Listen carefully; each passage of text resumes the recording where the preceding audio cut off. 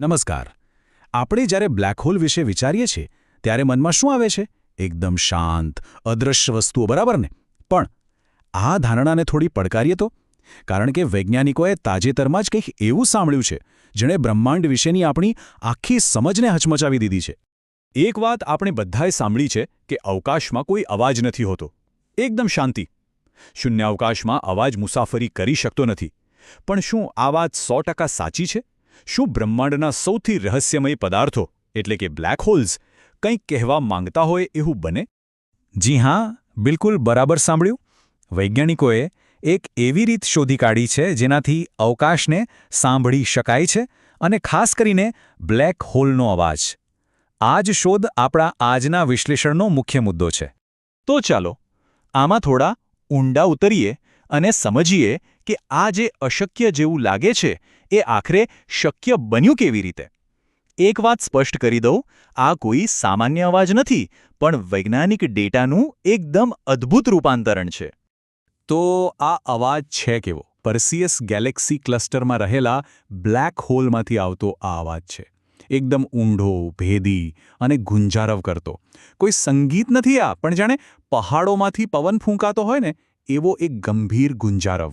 એક એવો અવાજ જે બ્રહ્માંડની વિશાળતા અને એની શક્તિનો અહેસાસ કરાવે. તો આ આખી પ્રોસેસ કામ કઈ રીતે કરે છે? જો બ્લેક હોલ એની આસપાસ જે ગેસ હોય છે ને એમાં દબાણના તરંગો બનાવે છે, જે હકીકતમાં ધ્વનિ તરંગો જ છે. પછી નાસાની ચંદ્ર એક્સરે ઓબ્ઝર્વેટરી જેવા જે સાધનો છે એ આ તરંગોને એક્સરે ડેટા તરીકે પકડી લે છે. પણ અહીંયા એક નાનકડી સમસ્યા છે. આ તરંગોની ફ્રીક્વન્સી એટલી બધી ઓછી હોય છે કે આપણે માણસો એને સાંભળી જ ના શકીએ. એટલે વૈજ્ઞાનિકો શું કરે છે? એ ડેટાને કરોડો ગણો ઊંચા સ્તરે લઈ જાય છે જેથી આપણે એને સાંભળી શકીએ. ખરેખર આ તો વિજ્ઞાન અને કળાનો એકદમ અદ્ભુત સંગમ કહેવાય. ઓકે, તો હવે દૂરના બ્લેક હોલથી સીધા આવીએ આપણા પોતાના ઘરે, એટલે કે આપણી આકાશગંગાના કેન્દ્રમાં. આપણા ઘરના આંગણે જ એક એવો મહાકાય પદાર્થ છે જે આપણી આખી ગેલેક્સીના અસ્તિત્વ માટે ખૂબ જ જરૂરી છે. આપણી પૃથ્વીથી આ સેજિટેરિયસ એ સ્ટાર કેટલું દૂર છે ખબર છે? પૂરા 26,000 પ્રકાશ વર્ષ.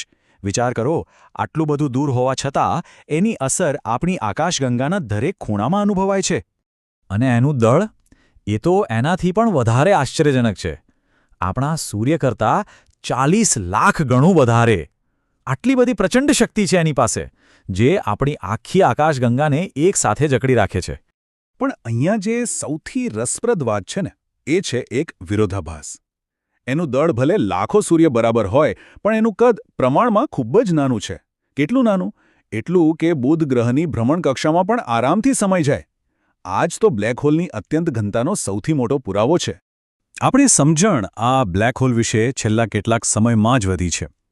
યાદ કરો, 12 મે 2022 એ દિવસ જ્યારે ઇવેન્ટ હોરાઇઝન ટેલિસ્કોપે એની પહેલી તસવીર દુનિયા સામે મૂકી. વિજ્ઞાન માટે એક ઐતિહાસિક ક્ષણ હતી.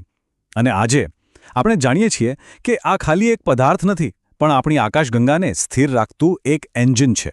સારું, તો અત્યાર સુધી આપણે એ વાત કરી જે આપણે જાણીએ છીએ.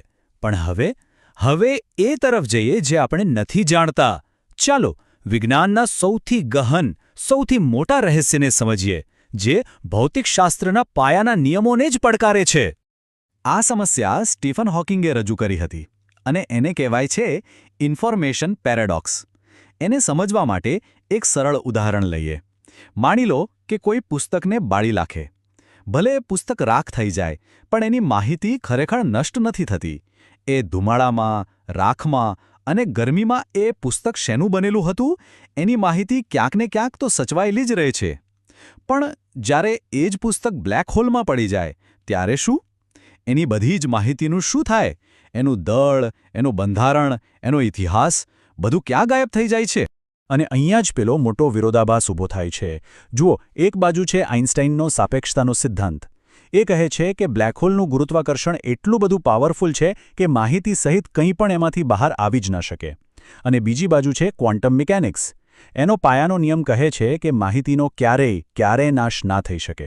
તો ભૌતિકશાસ્ત્રના આ બે સૌથી મોટા પિલર્સ અહીંયા એકબીજા સાથે ટકરાય છે. તો પછી સાચું કોણ? આ જ એ સવાલ છે જેને દાયકાઓથી વૈજ્ઞાનિકોને મૂંઝવણમાં નાખી દીધા છે.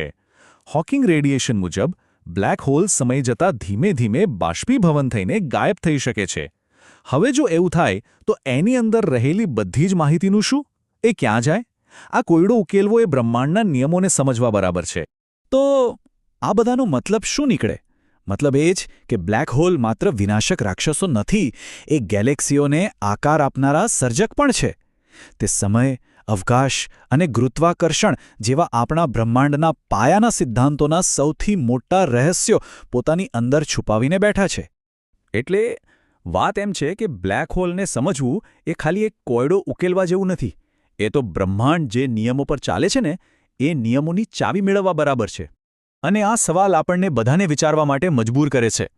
શું બ્લેક હોલ એવી જગ્યા છે જ્યાં આપણા ભૌતિકશાસ્ત્રના નિયમો તૂટી જાય છે? કે પછી તે એક નવા, વધુ ગહન ભૌતિકશાસ્ત્રનો દરવાજો ખોલે છે? આ રહસ્યનો જવાબ કદાચ આવનારી પેઢીઓ આપશે. ત્યાં સુધી